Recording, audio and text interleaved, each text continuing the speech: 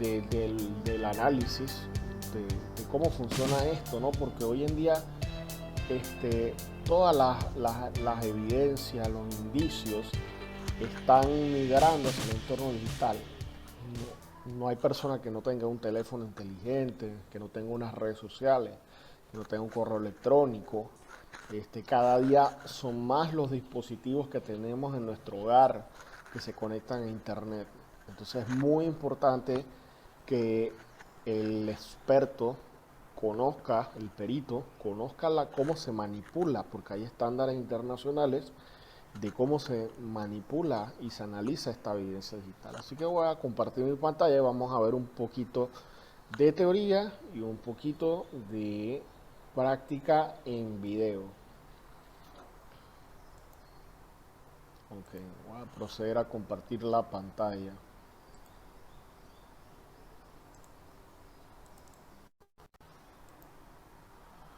Y se logra ver. Sí, se ve muy bien. Ok. Bueno, antes de iniciar en la parte medular tenemos que iniciar con los conceptos generales. En este caso, estamos hablando de evidencia. Evidencia viene de la palabra evidente, de algo que es vidente con los ojos. Eh, pero cuando nos referimos a la evidencia digital, no es tan evidente. ¿Por qué? Porque etimológicamente la palabra digital viene de dígitos y esto se asocia principalmente con los números binarios, que son el lenguaje primario de las computadoras, los ceros y unos. Cada 0 y 1 representa un bit. 8 bits hacen un byte. 1024 bytes hacen un kilobyte. 1024 kilobytes hacen un megabyte. Y 1024 megabytes en un gigabyte y después posteriormente lo mismo en un terabyte. ¿Por qué es importante saber eso? Porque precisamente eh, la composición binaria de la evidencia digital es lo que es su naturaleza. Muchas veces ocurre que se desnaturaliza la evidencia digital. ¿Qué quiere decir esto? Es decir, que no se presenta en su formato original, se presenta muchas veces de forma documental, cuando en realidad es digital. Por ejemplo, aquí en Panamá se estila mucho todavía que las conversaciones de WhatsApp o los correos electrónicos, la persona vaya ante un fedatario público, un notario público. Acá en Panamá no es como en El Salvador que los abogados son notarios, sino que aquí el gobierno designa a los notarios y hay unas notarías por cada circuito judicial. Entonces la persona va y acude al notario y lleva su computadora o lleva su celular y el notario da fe que de esas conversaciones de WhatsApp o esos correos. Sin embargo, esto es algo que en el mundo digital no se puede dar fe a través de un fedatario público. El único que está realmente capacitado y, ojo, no da fe pública, es un perito informático forense. ¿Por qué? Porque detrás de lo que nosotros estamos viendo, de una interfaz gráfica, ya sea de una computadora, de un celular o cualquier dispositivo informático, telemático o electrónico, detrás de eso lo que hay es bits, datos, metadatos. Entonces todo esto se tiene que hacer evidente para que se vuelva evidencia. Entonces nos remitimos al principio de que la evidencia es algo evidente, pero cuando es digital no es tan evidente, porque hay que extraer información que está detrás de lo que nuestros ojos y sentidos pueden percibir a simple vista, ¿no? Entonces, aclarando los conceptos, vamos a iniciar y vamos a definir muy sencillamente qué puede ser una forencia digital o el análisis forense, me imagino, esto aplica prácticamente para todas las especialidades de los forenses. Y obvio, es un proceso y está metodológicamente guiado, y me refiero, aquí subrayo la palabra metodológicamente guiado, porque estamos tratando con evidencia de connotación científica. Entonces, si estamos analizando evidencia de connotación científica, tenemos que aplicar un método científico a ese análisis para poder llegar a esa conclusión. Es muy importante que el perito no pierda, como decimos acá en Panamá, el norte de que él es un científico y él tiene que ceñirse a la objetividad, a la independencia, ¿no? A la imparcialidad. Él no está ahí para juzgar a nadie. Entonces, aplicando el método científico que involucra los siguientes elementos referidos a los datos de un sistema computacional. Y podemos ver los presupuestos o las etapas del análisis digital forense, que uno es la preservación, el otro es la identificación, el otro es la extracción, documentación e interpretación. Cuando hablamos de preservación, nos referimos a todos los indicios que se encuentran dentro de la escena o el lugar de los hechos, donde se dieron los hechos, y hay que preservarlo. Si fuese una evidencia común y corriente, no común y corriente, o sea, no de carácter digital, sino que fuese una evidencia material, la preservación tiene que llegar el especialista, ya sea en balística, en caso de que sea un revólver, una pistola, en caso de que sea una persona que ha sido asesinada, el forense y todo esto. Entonces, la preservación ya tiene protocolos que son ampliamente ya desarrollados, ¿no? Pero en el cambio de la evidencia digital, tiene una característica. La evidencia digital es altamente volátil. Es la más volátil de todas las evidencias. ¿Por qué? Porque los sistemas informáticos tienen distintos tipos de memoria. Tenemos la memoria RAM, que es la memoria aleatoria, que es donde se ejecutan los procesos que están entablados en en el sistema informático en primero y en segundo plano. Esta memoria es la memoria más volátil de todas, es decir, que si se apaga el equipo, se pierde esa información que nos podría decir si esa persona estaba usando determinado programa durante una línea cronológica. Eso lo podemos ver también si hay una conexión remota, porque muchas veces cuando se cometen delitos informáticos, a veces el propietario de la computadora ni siquiera sabe que su computadora fue usada para cometer un delito informático, porque fue intervenida a través de un ataque de carácter digital, fue informático, y la persona no detectó, simplemente se utilizó su equipo para cometer un ataque informático. Entonces son temas bastante complejos, ¿no? Y bueno, cuando tal, la evidencia viene de lo más volátil a lo menos volátil. Entonces, la recomendación que tenemos es, cuando se encuentra evidencia digital, equipos informáticos, electrónicos o telemáticos, es no apagar los dispositivos. ¿Por qué? Porque se pierde la información de la memoria RAM, y es una información muy importante que nos va a determinar el orden cronológico de los procesos en ejecución que estaban en ese momento, ¿no? solamente se debe apagar cuando el perito o el experto está notando que la información está siendo destruida. Existen muchos algoritmos, muchos software que borran la información a un nivel de que no se puede recuperar.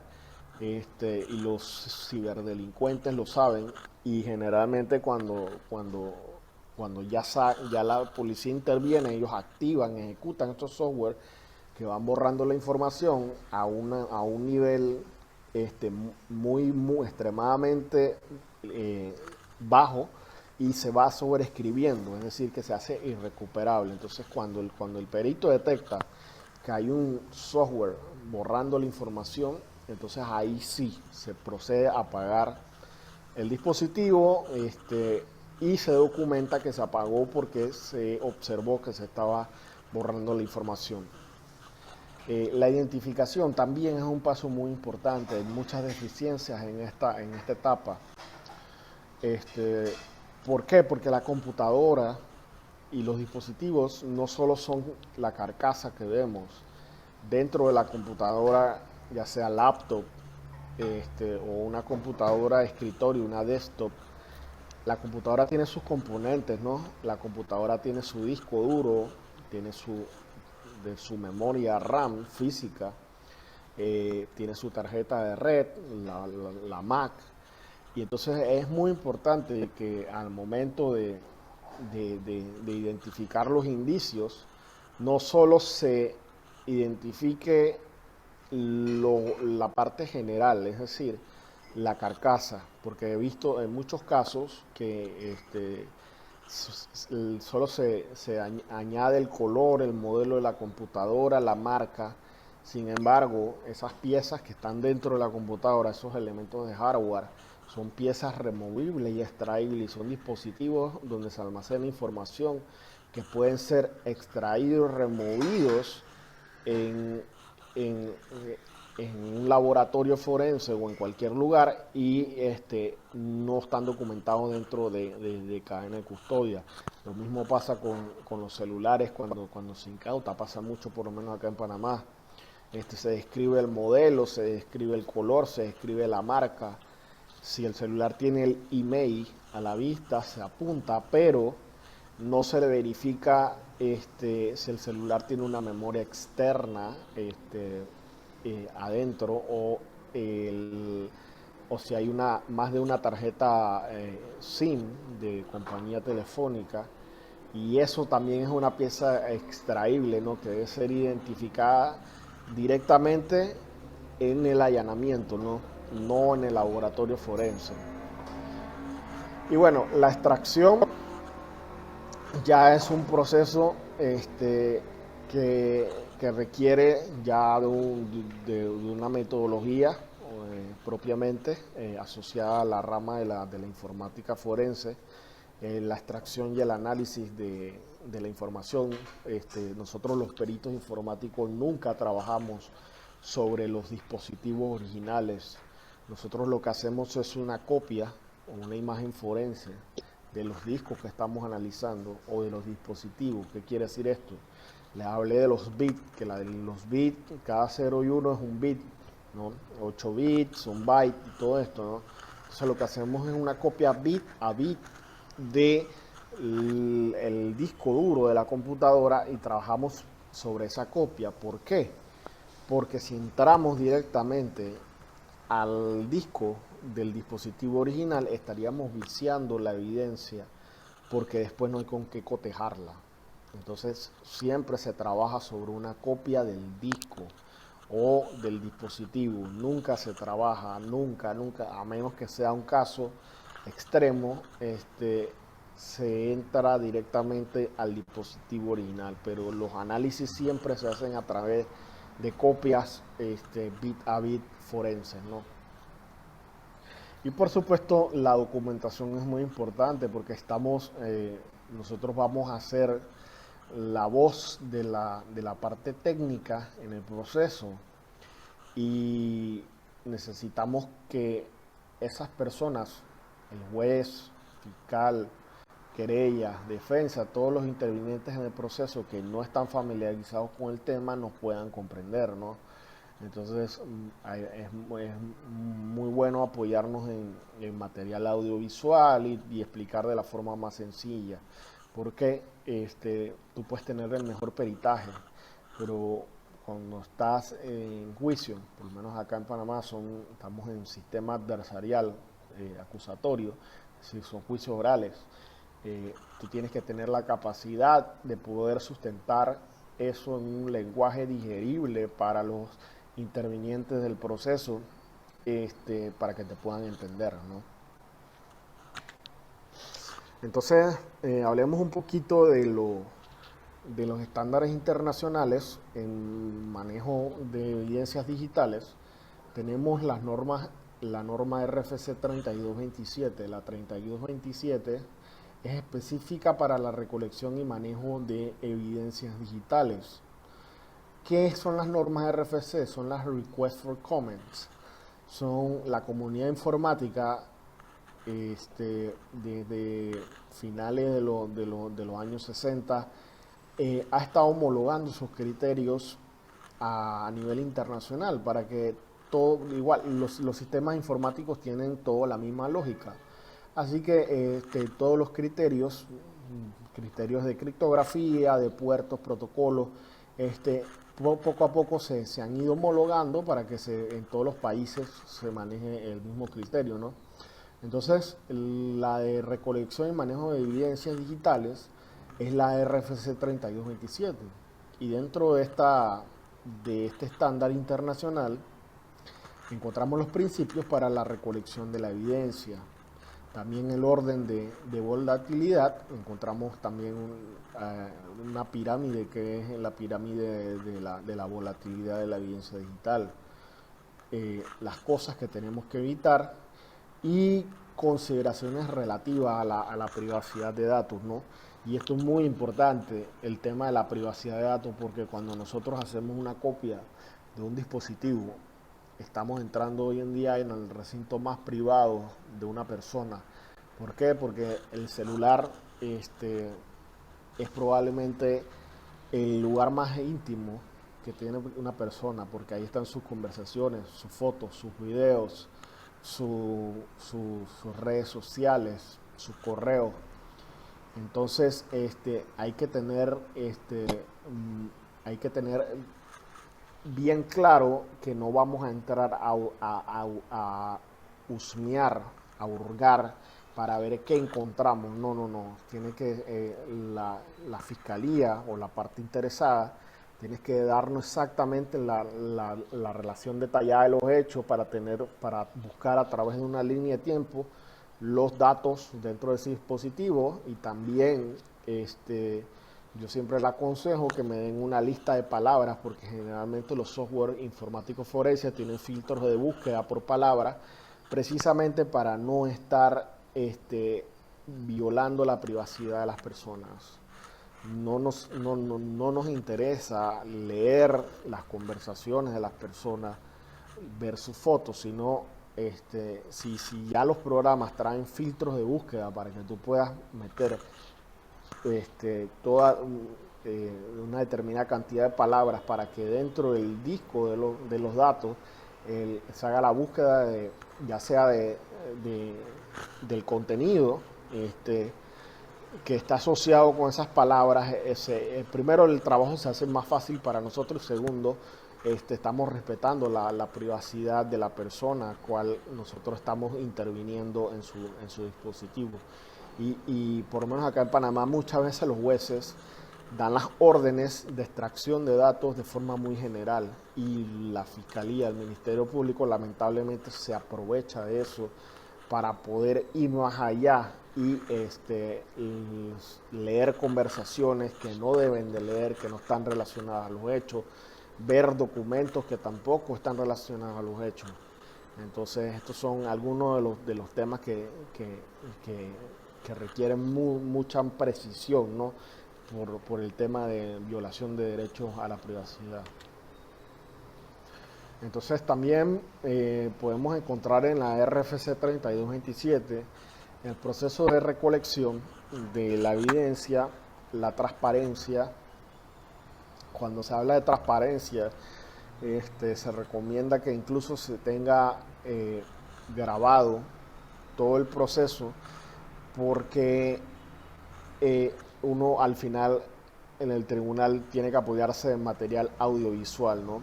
Entonces también los pasos para la recolección, cadena de custodia, cómo archivar la evidencia y las herramientas necesarias y medios de almacenamiento de esta. Muchas de estas herramientas forenses son altamente costosas en materia de informática, y hay que cerciorarse que el perito, el experto, no esté utilizando una licencia ilegítima, o mejor, como se dice acá en Panamá, un programa pirateado, para realizar su pericia, porque ya nos ha pasado que hemos visto peritos que han utilizado licencias ilegítimas, o mejor dicho, pirateadas de programas, y esto constituye un delito contra la propiedad intelectual, ¿no? Entonces estamos hablando ahí, entramos en que lo que se está analizando a través de la comisión de un delito, lo que sobrelleva la teoría del fruto del árbol envenenado. No sé si están familiarizados con la teoría del fruto del árbol envenenado, pero la teoría del fruto del árbol envenenado en derecho no es más que cuando obtienes una evidencia de forma ilegal, violando la ley, y posteriormente obviamente va a ser declarada ilegal dentro del juicio, ¿no? Entonces aquí vemos la pirámide de la que hablé, el orden de jerarquía de la volatilidad de la evidencia digital, y tenemos de lo más volátil a lo menos volátil. De lo más volátil tenemos los registros de la memoria caché. La memoria caché es una memoria temporal que está establecida dentro de los dispositivos informáticos, donde se guardan nuestras cookies. Los cookies son pequeños archivos que cuando nosotros accedemos a una página web, él nos avisa qué tipos de cookies son los que tienen. Hay cookies que son de geolocalización, cookies que simplemente son para poder, que guardan la información para que no se tenga que volver a descargar la página y sea mucho más rápida. Entonces, aquí en la memoria caché tú puedes encontrar todo el historial de navegación de la persona, en lo que buscó en los diferentes browsers, ya sea Google, Internet Explorer, cualquiera, excepto los browsers que están diseñados precisamente para no dejar huella, como Brave o Chromium. También están los archivos temporales del mismo dispositivo. Después nos vamos a la memoria RAM, que hablé de ella. Posteriormente hay que ver el estado de las conexiones, el router. Muy importante que cuando se llegue a incautar evidencia, se incaute el router. Y el router también es altamente volátil. El router que nos provee nuestra compañía de servicios de internet es un router muy sencillo y muy volátil también. Él, cuando se apaga, se le va la información de la memoria. Él tiene una pequeña memoria adentro y tiene una salida de puerto USB, que es donde se debe hacer la extracción antes de apagarlo, porque ahí está todo el orden cronológico de los dispositivos que se han conectado a ese router, ¿no?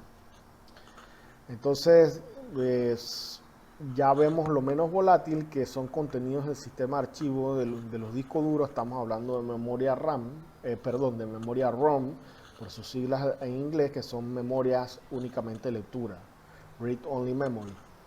Y los otros dispositivos de almacenamiento externos, que pueden ser memorias USB, memorias SD, micro SD, ya son menos volátiles, pero también tienen un grado de volatilidad.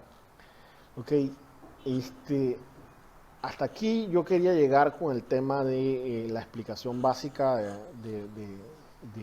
los presupuestos para el análisis forense digital, y quería ahora poner un video donde precisamente es una audiencia donde yo participo, donde estoy denunciando ante el juez que los peritos del Instituto de Medicina Legal y Ciencias Forenses de acá de Panamá utilizaron software ilegales para poder extraer los datos de un dispositivo de una persona imputada.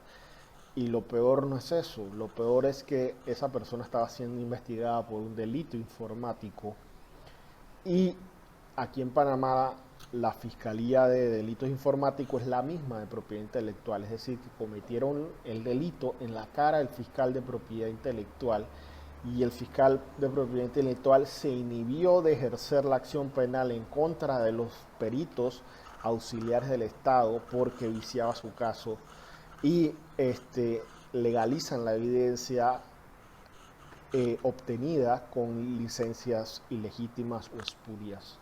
Voy a probar el video para ver si se puede ver, para que vean parte de la audiencia. Me dicen si se escucha. Ok, quiero comentar, entiendo que esto es una diligencia de legalización, una diligencia de implantación de datos y correspondencia, y que si bien es cierto, se tiene que cumplir con el término, se cumplió con el término para solicitarlo en los 10 días. Sin embargo, esta evidencia es de naturaleza también de control de si estos elementos de convicción que se analizaron se obtuvieron de forma legítima. Y se lo digo por lo siguiente. La diligencia comienza un 8 de febrero del 2021 en las instalaciones de informática forense del Instituto de Medicina Legal por esa allá ubicado en California. Para el segundo día, señora fiscal, quiero aclarar, señora juez, perdón, esta fiscalía es Fiscalía de Propiedad Intelectual y Seguridad Informática, que tiene mando y jurisdicción en todo el país y de competencia exclusiva para esos delitos.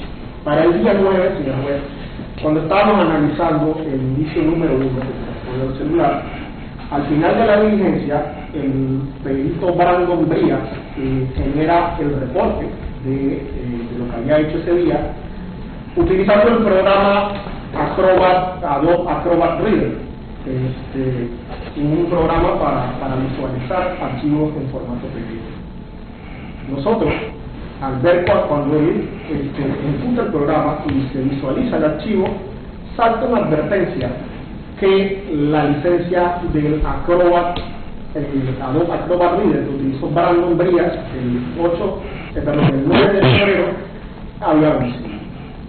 Primera advertencia que le hacemos a la Fiscalía de Propiedad Intelectual.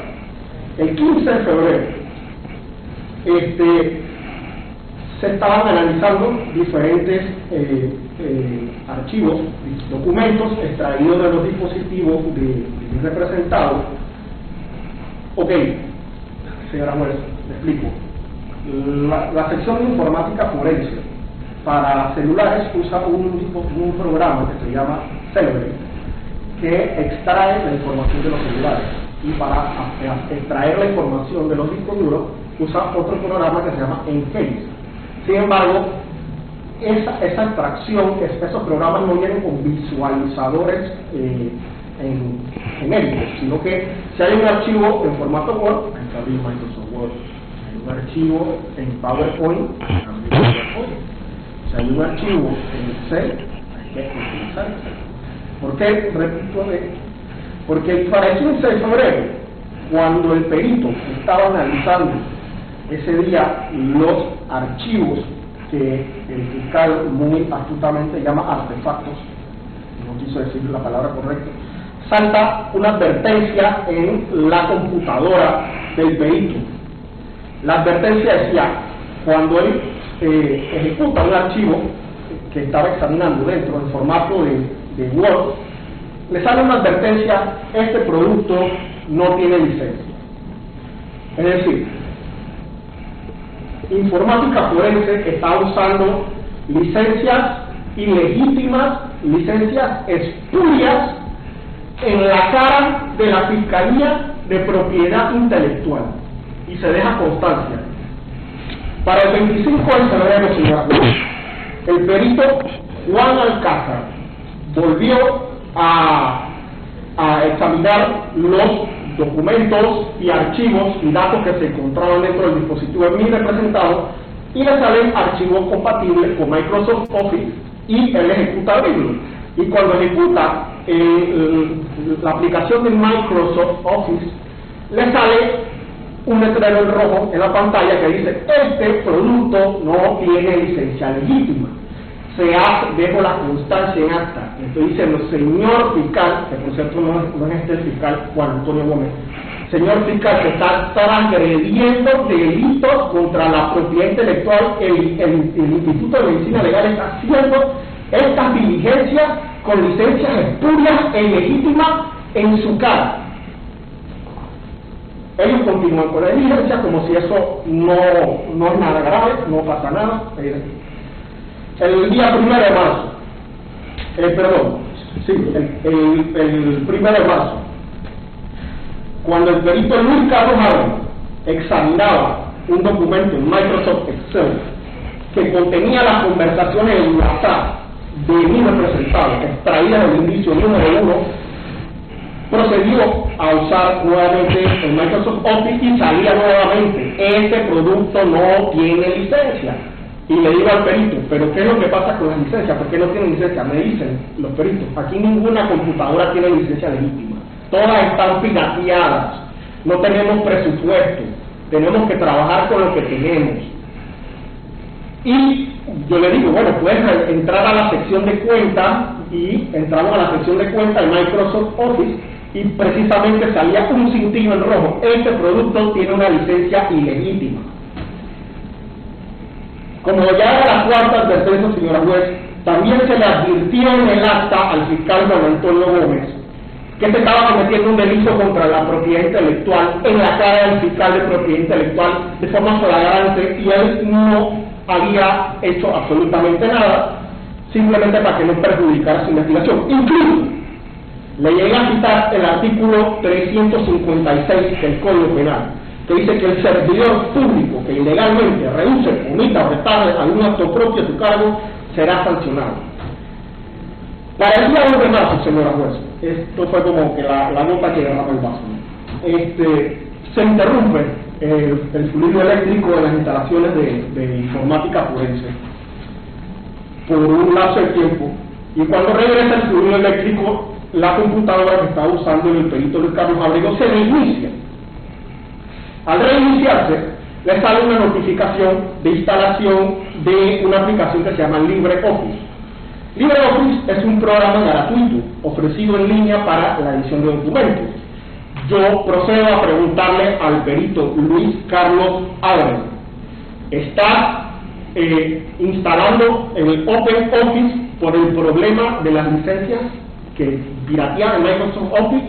No me responde, señora juez, y procede a eliminar la aplicación de Microsoft Office pirateada en la cara de la Fiscalía de Propiedad Intelectual, destruyendo una evidencia de un delito contra la propiedad intelectual. Imagínense esto es inverosímil, no delirante. Entonces me paro y le digo: yo no voy a ser partícipe de esto, porque me parece que esto ya es una componente, porque ya van 5 observaciones sobre uso ilegítimo de licencia. Y esta fiscalía tiene mando y jurisdicción en todo el país para los delitos de propiedad intelectual. Así que más que nadie ellos saben que se estaba cometiendo un delito. Señora juez, tanta era mi indignación, mi frustración, porque yo le estaba advirtiendo a la fiscalía que se estaba cometiendo un delito contra la propiedad intelectual, y el fiscal entraba por un oído y le salía por el otro, que yo tuve que grabar un video en informática forense porque la persona o la institución que se supone que debe acoger la denuncia no estaba haciendo absolutamente nada. Entonces se formó un pequeño altercado ahí, porque yo me grabé denunciando este hecho, porque ya no sabía qué hacer, si ir a hacerlo públicamente, mediáticamente, que la Fiscalía de Propiedad Intelectual está dejando que los peritos del Instituto de Medicina Legal y Ciencias Forenses cometan delitos contra la propiedad intelectual en la cara de la Fiscalía de Propiedad Intelectual. A raíz de todo esto, en la Fiscalía de Propiedad Intelectual y Seguridad Informática decide, no de forma voluntaria, sino más que todo de forma astuta y obligada, abrirle una investigación contra delitos contra la propiedad intelectual a la sección de informática forense. Esa carpetilla tiene el número de la 221-000-12-908, donde se me toma declaración, se me toma entrevista. Se me tomó entrevista el día 3 de marzo a las 2:17 de la tarde. Pero esto no lo hacen porque ellos realmente estaban persiguiendo el delito. Esto lo hacen porque ya se había formado un altercado y había un video por medio, y si mañana esto salía a la luz, ellos lo que querían era salvarse, cubrirse su espalda y cualquier cosa. La culpa la tenía el Instituto de Medicina Legal que impulsó la licencia. El día 4 de marzo, el fiscal superior de Propiedad Intelectual y Seguridad Informática gira un oficio a la Autoridad de Innovación Gubernamental sobre la posible comisión de delitos contra la propiedad intelectual en relación con el licenciamiento de Microsoft Office en los equipos de informática forense del IMEL, y le solicitó un perito a la IGEF para que fuera a hacer la diligencia. La jefa también se le informa al director del Instituto de Medicina Legal sobre la comisión de delitos contra la propiedad intelectual en relación con el licenciamiento de las licencias de Microsoft Office en sus equipos de la sección de informática forense. El 5 de marzo, el fiscal Ricauter González, fiscal superior de Propiedad Intelectual y Seguridad Informática, recibe una respuesta de Microsoft, de la jefa de asesoría legal de Microsoft, donde manifiesta que no es intención de Microsoft promover alguna acción legal contra el Instituto de Medicina Legal por el uso ilegítimo de su licencia. Al contrario, colaborar para que ellos puedan legitimar sus licencias. El día 30 de marzo, la Fiscalía de Propiedad Intelectual procede a archivar el caso, argumentando, motivando en su resolución que no se logró incorporar ningún elemento de convicción que compruebe el hecho denunciado. Los delitos que se estaban, o sea, él lo tomó porque Microsoft le dijo que no iba a tomar acción legal, él lo tomó como si fuera un delito de acción privada con la jueza. Esto es un delito de acción pública, perseguible de oficio. Y no es cierto que no había elementos, estaban las actas, está el testimonio del fiscal, el mismo perito que admite que usó las licencias.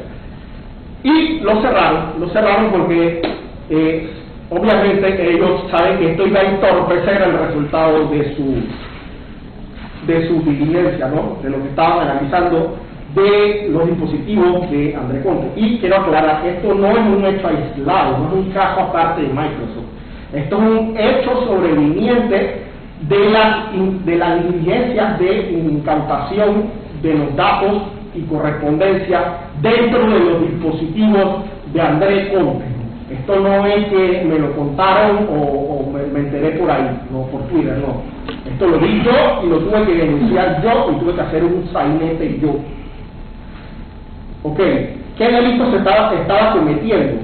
Se estaba cometiendo el delito, el artículo 262 del Código Penal, que sin autorización del titular o fuera de los límites permitidos por las normas sobre derecho a autor reproduzca la obra después de vencido el plazo de autorización que haya convenido.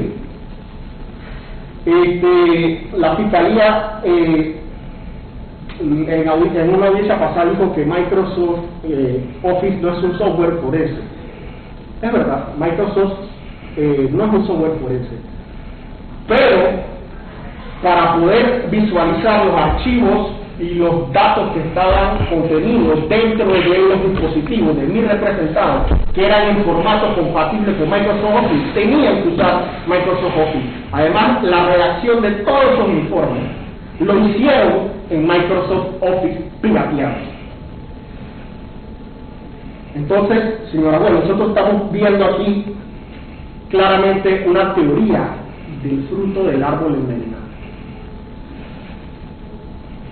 Una teoría del fruto del árbol envenenado, pero yo creo que, porque el deber ser, señora juez, desde el primer momento que ya hay una advertencia que se está usando una licencia ilegítima al fiscal de propiedad intelectual, el deber ser es que pare la diligencia y se continúe hasta que se obtenga una licencia legítima.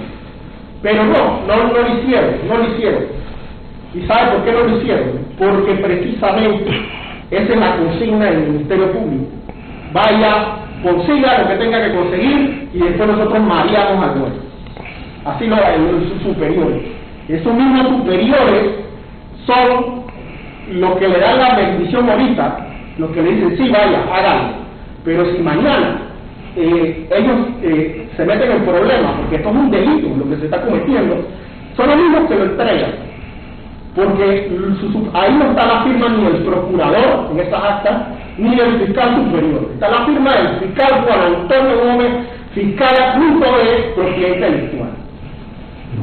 Así que si mañana tiene que responder, él tiene que responder de forma individual. Y esta diligencia, esta acción de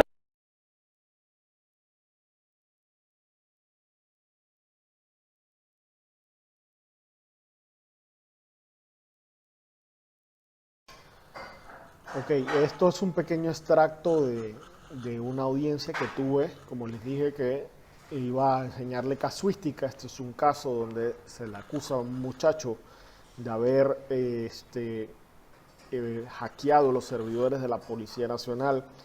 Entonces, cuando se llega al laboratorio forense con los equipos informáticos, nos damos cuenta que los peritos están utilizando licencias de Microsoft Office ilegítimas, pirateadas, y toda la diligencia de análisis se hace con licencias pirateadas. Y lo peor, lo más irónico, es que es la misma Fiscalía de Delito Informático la que ve los delitos de propiedad intelectual, es decir, que van cometiendo delitos contra la propiedad intelectual en la cara del fiscal de propiedad intelectual.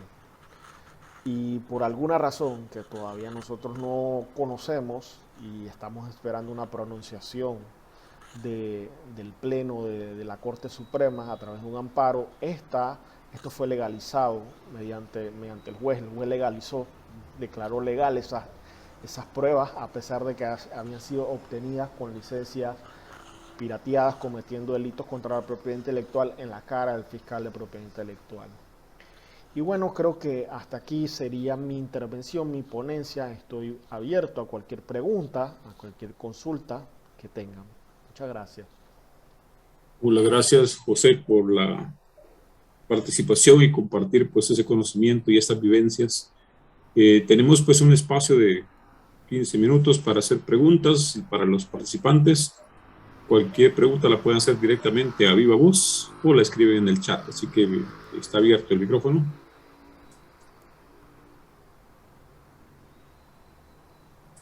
Si no, pues voy a romper yo el hielo con una pregunta. Tú mencionabas que para el análisis de la evidencia, pues generalmente hacen copia de la información que existe en algún dispositivo. La pregunta va orientada si eso es en Panamá es legal o si realmente es parte de la técnica o de la práctica forense, y si esa información, pues en esa copia podría no contaminarse o perderse información que al final podría afectar la evidencia. Ok, excelente pregunta. Bueno, mire, para que sea legal, primero necesitamos obtener el consentimiento del propietario de esa información o del dispositivo, o tener una orden judicial, lo que se conoce como el control previo, cuando el Ministerio Público le solicita al juez le avisa que va a hacer extracción de datos de dispositivos y el juez generalmente le concede la petición. Cuando ya tenemos una orden judicial o el consentimiento del dueño de esa información, entonces procedemos a, a realizar la copia. ¿Por qué? Porque siempre es legal la extracción de esa copia, porque nosotros no podemos trabajar sobre los discos originales, porque como expliqué, hay un alto grado de volatilidad. Entonces, donde se modifique un solo bit dentro de un disco duro como se contamina toda la evidencia y puede encontrar fotos, videos y demás indicios, datos que comprometan o estén relacionados con los hechos, pero si contaminamos un solo bit del contenido de un sistema de almacenamiento de información, viciamos la prueba. Por eso siempre trabajamos en copia. Que las copias se pueden viciar, claro que sí, pero la ventaja de que se vicie la copia es que podemos volver a hacer otra.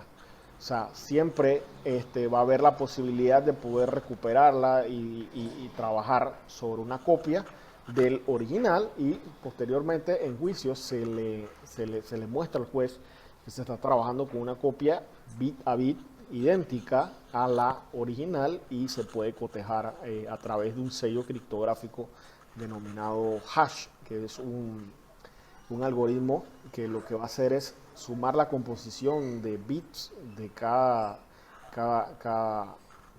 dispositivo de almacenamiento electrónico, y va a generar un código único alfanumérico que va a ser como la identificación de ese disco, y ese código, donde se modifica un solo bit, cambia totalmente el código. Eso es una operación matemática que está amarrada matemáticamente. Entonces ahí es como se demuestra que se vicia la prueba o se mantiene su integridad. No sé si le respondí su pregunta. Perfecto, sí, sí, muy claro. O sea, el punto es que para hacer la copia tiene que estar autorizado por alguien, por el juez, no sé por qué, para poderlo hacer, porque definitivamente pues trabajar en la original podría ser un riesgo. Y no sé si algún colega tiene alguna pregunta, la puedes abrir su micrófono pues, y decirla. Por aquí tenemos una pregunta, dice, de Álvaro Fonseca, pues, ¿cómo apoya a la justicia el manejo de la informática forense en las, dice, estas podríamos trabajarlas simultáneamente como operaciones de blockchain o de las NetLow, entre otros, donde se almacena información en sitios intercomunicados? Ok, bueno,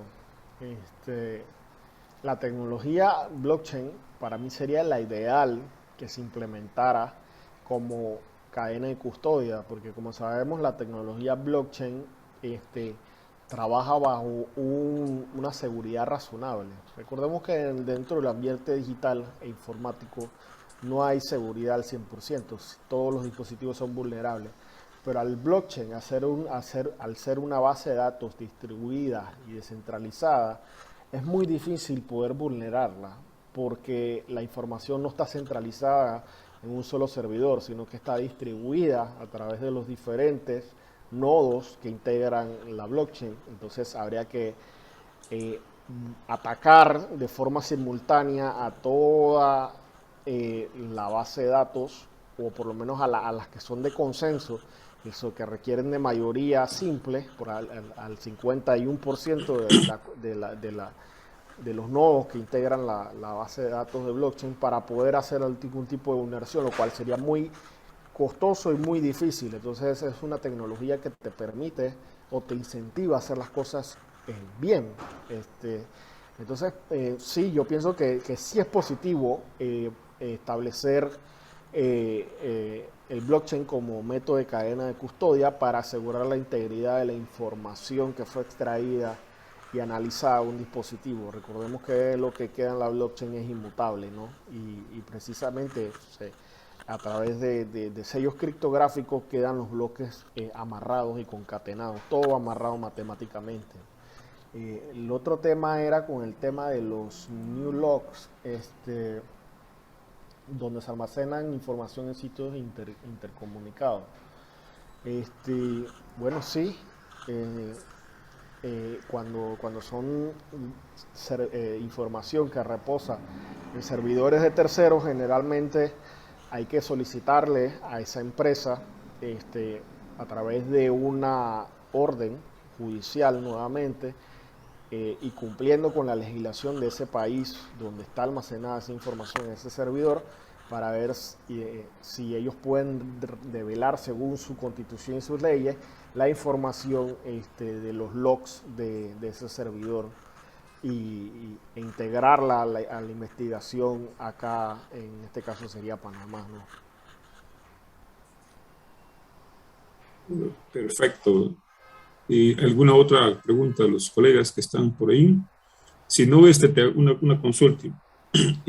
Con respecto al caso la casuística que veíamos, entiendo pues que el caso era uno que estaban dando seguimiento, pero de repente surge otro caso ahí sobre el tema de la licencia, ¿no? En estos casos, pues, naturalmente se vuelve como en dos casos, ¿verdad? ¿Qué pasa con el primer caso? ¿Se retoma después y el segundo caso llega a su seguimiento normal, o cómo es el tratamiento? Sí, lo que pasó aquí es que cuando estábamos haciendo las diligencias de extracción de datos del imputado, yo noté que tenían las licencias de Microsoft Office ilegítimas, es decir, que las habían pirateado, Sí. o técnicamente craqueado. Entonces, de eso sobreviene un delito contra la propiedad intelectual. Entonces, la fiscalía, porque ya yo había grabado un video con mi celular denunciando el hecho, entonces ahí sí se vio presionada a abrirle una investigación a la sección de informática forense del Instituto de Medicina Legal y Ciencia Forense por la posible comisión de delitos contra la propiedad intelectual.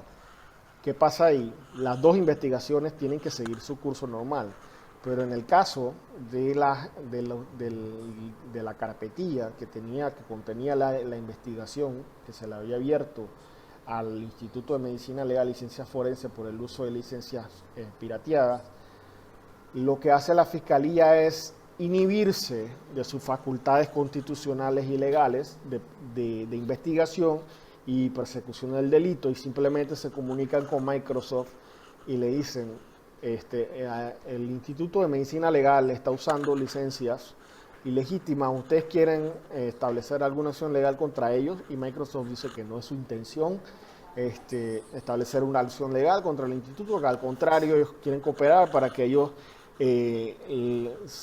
utilicen licencias legítimas. Sin embargo, aquí hay un problema, porque esto no es un delito de acción privada. ¿Qué es la acción privada? La acción privada, los delitos de acción privada son desistibles cuando el afectado, la víctima, desiste de que se siga con la acción penal. Esto es un delito investigable de oficio, es decir, que el fiscal no debió archivar la investigación y debió llegar hasta el final, independientemente si Microsoft quería o no establecer una acción legal, porque ahí algún funcionario algún perito de informática forense fue el que instaló los códigos pirateados de esa licencia, que ponen, no solo se comete un delito contra la propiedad intelectual, sino que ponen en peligro la información contenida de esas computadoras, que son computadoras del Estado, que no son computadoras personales. Entonces la Fiscalía tenía el deber de llegar hasta, por lo menos dar con el autor material de la piratería de las licencias y el comprometer la información de los equipos del Estado, ¿no? Y eso no pasó. Perfecto, muy buena aclaración y explicación. No tenemos más preguntas de los colegas por acá. Vamos a ir cerrando. Te agradecemos, José Vega, por tu experiencia y por compartirnos tus conocimientos. Creemos que son de mucho valor para nosotros y para nuestros colegas que están conectados. Sin duda, pues, esta información está ahí disponible y cómo poderla compartir pues, con el resto de colegas que no lograron conectarse. Agradecer tu tiempo, agradecerte la información que nos compartes, y si estamos ahí en contacto para los próximos eventos. Además, los invitamos a la próxima sesión de las 9:30. Vamos a estar con Álvaro Fonseca de Colombia, viendo pues el tema de desarrollo de nuevas disciplinas forenses, y esperamos pues igual verlos ahí para seguir compartiendo conocimientos. Que le agradecemos a todos, a ti, José, por la información, y esperamos, como te decía, volvernos a ver pronto. Gracias a todos. Claro que sí. Muchas gracias a ustedes por la invitación y al público por participar, ¿no? Y espero que pronto nos volvamos a ver en algún evento académico. Así que muy agradecido. Así será. Gracias. Que esté muy bien. Buen día para todos.